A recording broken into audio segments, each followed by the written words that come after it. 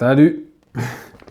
Aujourd'hui, dans cette vidéo, on va voir comment, à titre perso, je prépare une sortie VTT. Vous qui débutez le VTT, je rappelle que la playlist concernant les conseils, les petits tutos sont axés sur les débutants. Toutes les personnes qui se mettent au VTT ou qui sont à la recherche de petites infos, de petits détails, de petits renseignements qui font que les sorties vont se passer de la meilleure manière possible. Ce n'est qu'une méthode perso que j'utilise, qui marche bien. C'est très basique, hein. Mais il y a plein de petits détails dans ce topo, en fait, qui fait que si j'avais eu ces petits trucs au départ, forcément, ça aurait facilité pas mal les choses. C'est normal que plus on a d'expérience, plus on a tendance à affiner les choix.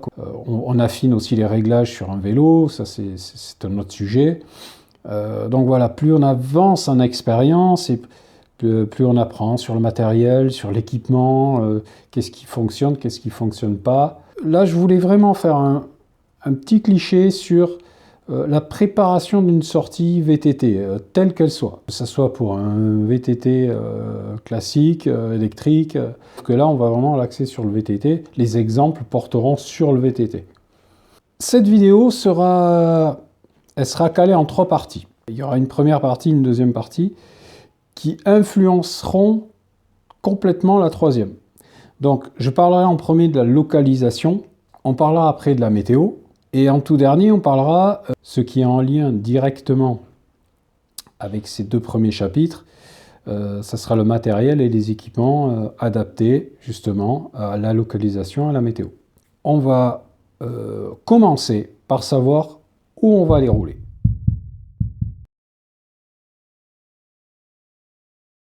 La localisation, il ne faut pas forcer pour comprendre que c'est quand même mieux de savoir où on va les rouler.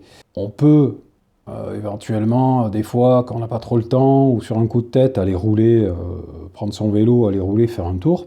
Si on veut faire une sortie un petit peu conséquente, un peu longue, un peu pointue, il est préférable de la préparer pour que la sortie soit la plus idéale possible. Dans la localisation, on peut déjà peut-être connaître l'endroit où on va aller rouler. Par exemple, je prends ma carte où je me dis tiens, dimanche j'ai envie d'aller rouler, je vais aller à tel endroit. Je le connais parfaitement, j'ai déjà été plusieurs fois. Voilà, vous connaissez le secteur. Dans ce cas-là, il n'y a pas besoin de batailler plus longtemps. Vous accédez directement au deuxième chapitre qui concerne la météo. Dans le cas où vous ne connaissez pas du tout où vous allez aller, ou vous, je ne sais pas, vous changez de région, ou alors vous commencez le vélo et vous allez donc aller vous engager dans des endroits un petit peu méconnus, là, il va falloir en savoir un maximum sur le site qui vous attend. X moyens de le savoir. On peut se renseigner vis-à-vis de quelqu'un qui connaît très bien l'endroit. Voilà, vous avez un ami qui est VTTiste ou même des randonneurs ou des trailers peuvent vous renseigner là-dessus. Posez des questions. Alors attention quand même, quand vous posez des questions à des trailers ou des randonneurs, eux ils vont vous dire ouais c'est génial. Sauf que c'est peut-être pas du tout adapté au vélo. Donc attention à ça quand même. C'est plus judicieux de demander à un VTTiste. Lui forcément va vous répondre, ça sera quand même plus pointu. Vous connaissez personne particulier, vous venez de changer de région, vous ne connaissez pas tout le monde. Et donc, dans ce cas-là, allez sur Internet, allez sur YouTube, comme je l'ai expliqué dans une autre vidéo. YouTube est une mine d'informations pour beaucoup de choses. Moi, le premier, je fais des vidéos sur les sorties VTT que je fais. L'été dernier, j'ai été roulé par exemple dans le désert des Barneas. Imaginons que vous êtes proche de ma région et vous décidez d'aller rouler là-bas, vous ne connaissez pas du tout, vous ne savez pas trop à quoi ça ressemble. vous allez sur un lien de vidéo, n'importe laquelle, hein, et puis vous regardez déjà le visu va vous parler beaucoup, vous allez voir déjà à quoi ça ressemble, ça donne beaucoup de détails la vidéo. Les sites internet, certains sites internet sans la vidéo sont très bien décrits. Éventuellement quelques photos où la personne va vous dire voilà, oui là c'est bien, attention, là c'est un peu technique, bon, etc. Les cartes, par exemple comme une carte lambda comme celle-ci, qu'elles soient quand même assez détaillées. Il ne s'agit pas de prendre la carte de France pour aller regarder un spot où vous voulez rouler, vous ne verrez rien. Là par contre, voilà, on est sur des cartes qui sont quand même au 1/50 millième par exemple.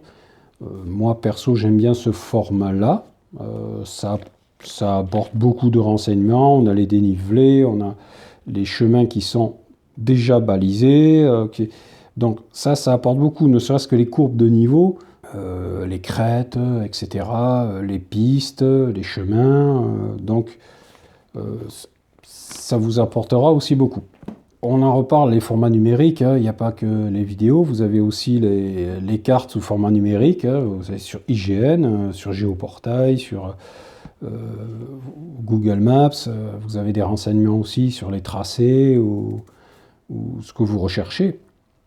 Un outil que j'aime bien particulièrement quand je ne connais pas du tout où je vais et qui m'aide beaucoup par contre sur la topographie et ce qui m'attend à peu près, c'est Google Earth, qui a cette particularité de vous présenter le lieu en 3 dimensions avec des petits curseurs qui vous permettent de voir l'altitude précise de là où vous pointez sur l'écran. Donc par exemple sur une portion, donc, vous devinez que ça monte par exemple, vous voulez savoir si ça monte franchement ou pas, voilà, positionnez votre curseur en bas de la côte, vous montez, vous voyez la vitesse à laquelle va monter l'altimètre, et ça vous rend compte à peu près de la dureté de la pente ou pas. Donc ça, c'est un outil que j'utilise beaucoup et qui est très intéressant et qui est agrémenté de plus en plus de photos, et donc ça aide pas mal aussi. Donc voilà, renseignez-vous avec tout ce que vous pouvez. Déjà, vous allez voir un peu ce qui vous attend. C'est prendre un max d'infos pour savoir à peu près ce qui nous attend. Qu'est-ce que c'est comme type de terrain? Est-ce que c'est très rocailleux? Est-ce que c'est plutôt des pistes? Est-ce que c'est vallonné? Est-ce que c'est abrupt? Vous serez mieux armé. Ensuite, ce qui est important avant de partir sur sa sortie, toujours pareil, quand on prévoit quelque chose d'assez conséquent, c'est essayer d'en évaluer la durée ou le dénivelé, par exemple. Si vous allez faire du VTT, ça je vais le répéter souvent, attention, les kilomètres en VTT ne sont pas très révélateurs. Contrairement au vélo de route, où par exemple, si vous allez faire de la plaine ou vous allez faire une sortie vélo lambda, là le kilométrage est important. Si vous partez pour 30 km, en vélo de route, en pédalant gentiment, vous êtes à 20 km/h, donc vous avez déjà une notion de temps. En VTT, c'est beaucoup plus compliqué. Vous êtes le dénivelé, je veux dire 30 km de plat et 30 km en VTT sur un parcours très accidenté, ça n'a absolument rien à voir. Le temps peut être triplé, sans aucun problème. Plus regardez le dénivelé et le type de terrain. Pensez-y en VTT, le kilométrage, vous allez faire votre sortie, le lundi, quelqu'un vient vous voir en disant « Alors, c'était bien ta sortie, t'as fait combien de kilomètres ?» Moi, personnellement, je sais rarement combien je fais de kilomètres. Pour être très honnête, hein, moi, mes sorties, je les évalue en temps. Et même le dénivelé, des fois je ne sais même pas combien j'ai fait. Il suffit, après je le vois sur les stats graphiques et tout ça, je le vois, mais après c'est un ressenti. Plus vous allez rouler, plus vous allez prendre de l'expérience et plus vous allez sentir les choses, et vous allez savoir, voilà, au bout de tant de temps, et là j'ai fait pas mal de dénivelé, donc c'est une expérience, c'est comme tout. Donc attention aux kilomètres. C'est très trompeur en VTT, comme en randonnée de haute montagne par exemple. Généralement, si vous allez sur des vidéos de randonneurs, des gens qui font des randonnées au long cours, il y en a certains qui ne mettent même pas le kilométrage. Ils vont plus mettre le dénivelé total de leur étape. Ils vont mettre le temps et le dénivelé total. Et Certains mettent les kilomètres, mais c'est pareil, c'est très peu révélateur. Bien sûr, si vous partez seul et que vous avez peu d'expérience, et si ça peut vous rassurer, et ça rassurera sûrement votre entourage, surtout si vous allez dans un endroit isolé, en montagne ou dans une grande forêt, j'en sais rien, hein, peu importe du moment que c'est assez isolé et peu fréquenté, donnez l'endroit où vous comptez aller rouler à quelqu'un. Dites-le à quelqu'un de votre famille ou à un proche, un voisin. Tiens, dimanche, je vais aller rouler à tel endroit. On ne sait jamais. Si besoin était, quelqu'un pourrait dire ah, moi, je sais qu'il est parti à peu près à tel endroit. Donc, si on avait besoin de vous rechercher, ça aiderait un petit peu. Sur la localisation, vous êtes carré, bien, vous savez où vous allez. Il y a un autre paramètre qui peut changer beaucoup de choses sur le même endroit où vous allez aller, suivant qu'il va faire beau ou pas, c'est la météo.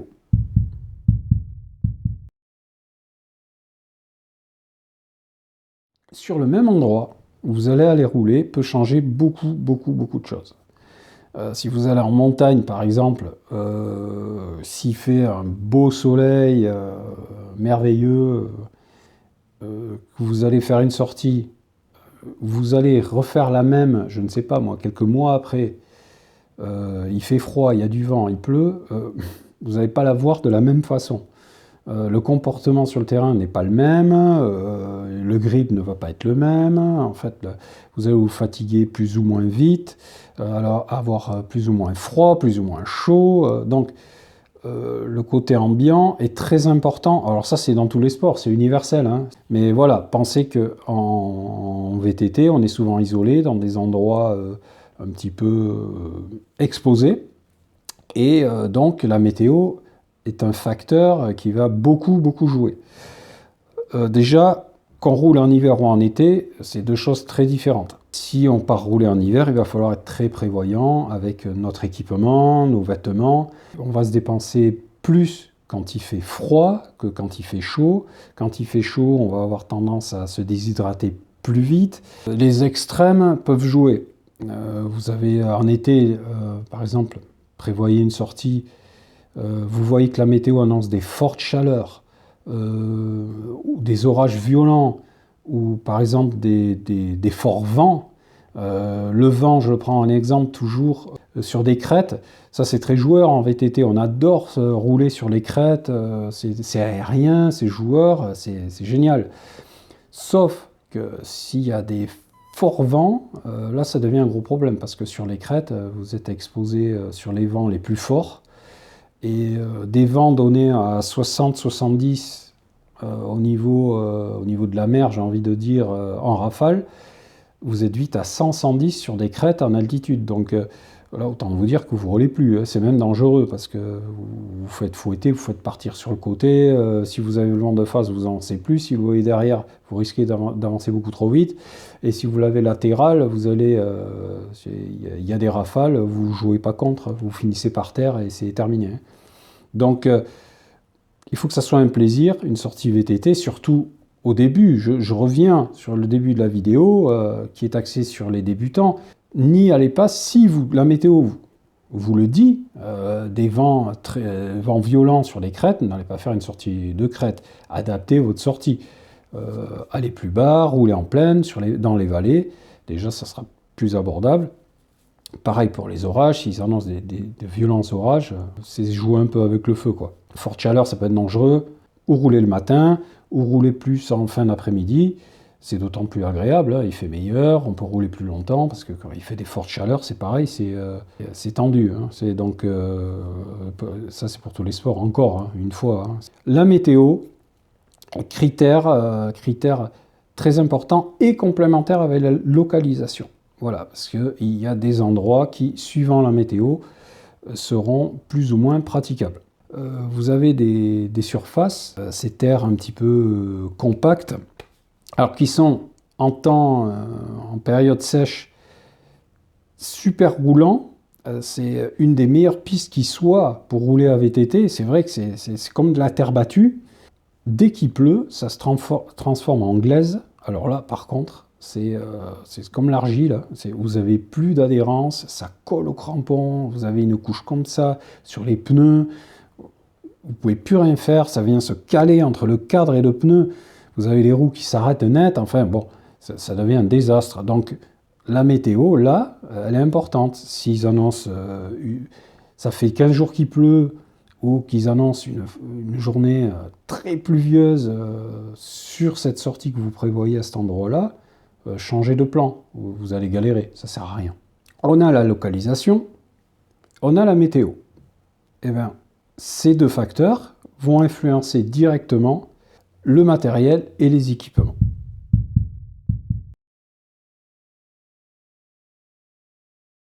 Déjà, on peut adapter sa tenue. Suivant où on va aller rouler, suivant la météo qu'il fait, vous pouvez adapter votre tenue. Vous pouvez mettre ou un pantalon ou un short, suivant s'il va faire chaud, s'il va faire froid, si le terrain... il y a des terrains comme ça où il y a beaucoup de végétation. Vous allez croiser beaucoup de végétation. Alors, même s'il fait très beau, il fait très agréable, là, il est plus judicieux de mettre ou un short très long. Moi, personnellement, j'amène toujours dans mon sac des chaussettes très hautes, style des chaussettes de football, qui peuvent remonter carrément au niveau du genou. Et ça me permet en fait de recouvrir toutes mes jambes. Si je viens à croiser justement ce type de terrain où il y a beaucoup de végétation, alors des fines branches qui traversent les pistes par exemple, qui vont venir fouetter vos jambes. Alors, une, deux, c'est pas grave, mais si pendant une demi-heure, vous croisez ça et que vous êtes en short avec vos petites chaussettes de vélo d'été, vous allez vous retrouver avec les jambes un peu, alors le mot est fort, mais lacérées en fait, avec des marques de fouet de végétation qui... Si par exemple on se réfère qu'à la météo, par exemple, on voit qu'il fait bon et chaud, ou chaud, beau, enfin bon, agréable, on va se mettre en short. Instinctivement, on va se dire, tiens, on va se mettre en short, il fait bon. Sauf que la localisation, elle vient se greffer sur le facteur météo, ça influe sur ce que vous allez porter ou emmener. Il ne faut pas se fier qu'à un facteur. Il faut souvent coller les deux et ça vous donne un peu la solution finale. Alors avec la météo, on en revient toujours pareil. S'ils annoncent de grosses chaleurs, donc ça va être important d'avoir de l'eau, de pouvoir s'hydrater beaucoup. Et la localisation, du coup, elle aussi, elle est importante, puisque si, suivant l'endroit où vous êtes, vous pouvez avoir, par exemple, beaucoup d'eau au mois de juin ou tout début juillet en zone montagneuse. Pas de problème, de l'eau, vous allez en trouver. Vous avez la fonte des glaces, la fonte des neiges. Généralement, de l'eau, il y a ce qu'il faut, à moins d'aller vraiment très haut, mais bon, là, nos altitudes, ça va. De l'eau, vous en aurez. Donc la localisation, là, va vous aider. Malgré qu'il va faire très chaud, vous avez de l'eau quasiment à volonté, donc pas de souci. A contrario, vous pouvez aller dans des endroits où c'est beaucoup plus sec. Il y a des régions où ça va être beaucoup plus sec et trouver une source d'eau ou un point d'eau va être beaucoup plus compliqué. Donc ça exige là de porter, d'entrer beaucoup plus d'eau avec soi pour ne pas en manquer. Est-ce que vous amenez un GPS ou pas? On l'a vu tout à l'heure, si vous connaissez parfaitement l'endroit, le GPS il ne vous servira à rien. Sinon, enregistrez vos données pour les partager. Si vous savez naviguer avec un GPS, que vous allez à un endroit que vous ne connaissez pas du tout, là, c'est judicieux de l'amener. Chargeur nomade, si vous utilisez beaucoup votre smartphone, par exemple, pour la navigation, il y en a qui filment avec le smartphone, qui naviguent avec le smartphone, ils font tout avec le smartphone, donc eux, ils ont besoin de beaucoup d'autonomie de batterie, alors que généralement, c'est des chargeurs nomades qui suivent, donc on l'amène ou on l'amène pas, tout dépend de la sortie qu'on a prévue. On peut s'amener une carte avec soi, toujours pareil, si on ne maîtrise pas l'endroit, ça ne coûte rien d'amener la carte ou de la prendre en photo et l'avoir avec soi sur son smartphone pour pouvoir consulter si on est un petit peu égaré ou si on veut choisir entre deux pistes, tiens, laquelle je prends, celle-là, ah ouais, celle-là, ça a l'air sympa, ça part là-haut, ok, voilà. Donc, c'est au choix de chacun. Il y en a qui préfèrent le papier, d'autres qui préfèrent prendre en photo, éviter du poids, par exemple. Donc, c'est un choix aussi. Donc, si vous roulez en hiver, par exemple, la nuit va tomber très vite et très tôt. Donc, c'est intéressant d'avoir une lumière avec soi, que ce soit une lumière qu'on va avoir, puisse poser sur le vélo, ou une frontale, peu importe, ça c'est judicieux de le prendre. Un point qui est important aussi, c'est évaluer sa forme du moment. Il y a des sorties qui sont très alléchantes. On se dit, putain, ouais, ça a l'air génial, hein. Wow, on va en montagne, on va faire un super trip, ou alors on va dans le désert, ou on va, je sais pas moi, traverser une grande forêt. Ah ouais, ça a l'air génial, hein. Sauf que vous êtes peut-être pas au sommet de votre forme, on va dire, et ça risque de devenir une galère. Alors, attention surtout à l'effet de groupe. Si vous allez rouler tout seul, vous allez instinctivement faire attention à ce paramètre. Ça devient un problème sur l'effet de groupe. Si vous roulez en groupe, il y a toujours dans un groupe un leader, quelqu'un qui connaît parfaitement les sentiers, tout ça, qui va dire bah tiens, dimanche ou cette semaine, on va se faire telle sortie. Vous allez voir, c'est génial. Enfin bon, bref, ouais, sauf que lui, il va peut-être s'éclater parce qu'il roule toutes les semaines, il est en pleine pêche. Vous, c'est peut-être pas le cas. Et ça va devenir une galère. Et une galère pour tout le monde. C'est-à-dire que vous n'allez pas vous amuser. Lui non plus, ou eux non plus, parce que, à moins d'être des salauds, vous laissez en plan et continuer à rouler tout seul, ils vont vous attendre, ils vont vous soutenir, et puis bon, forcément, le trip, il est moins bon. C'est aussi important ça, et puis c'est important surtout si vous allez rouler tout seul, n'allez pas vous foutre dans la merde en faisant quelque chose qui est beaucoup trop costaud pour vous.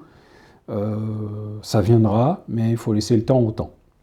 Après, bon, il y a les vélos électriques qui, ça par contre, c'est bien, voilà, quand vous allez rouler avec des personnes expérimentées, ça aide pas mal parce que bon, c'est une assistance, vous allez vous fatiguer moins vite et là, ça vous permet peut-être d'aller plus loin avec eux, de les suivre, tout en sachant très bien qu'un vélo électrique, il vous assiste dans le pédalage, mais il ne va pas vous assister au niveau technique, si vous voyez ce que je veux dire.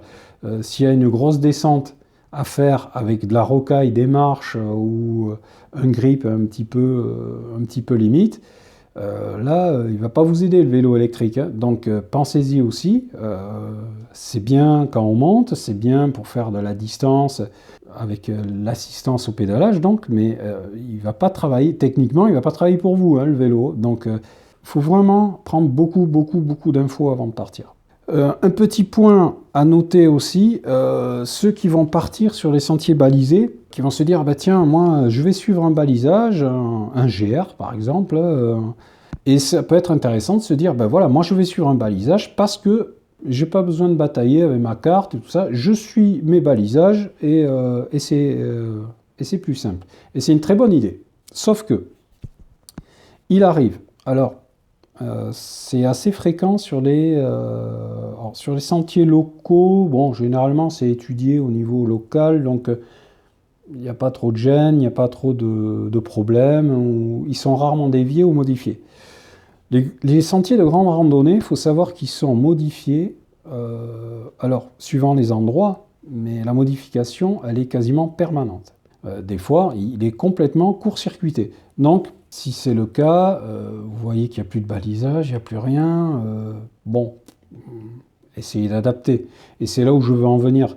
Il est plus sympa quand vous partez, vous décidez d'aller sur un site faire une sortie VTT, notamment si vous amenez des personnes avec vous, que vous leur dites « Ah, vous allez voir, on va les rouler, c'est génial », prévoyez un plan B.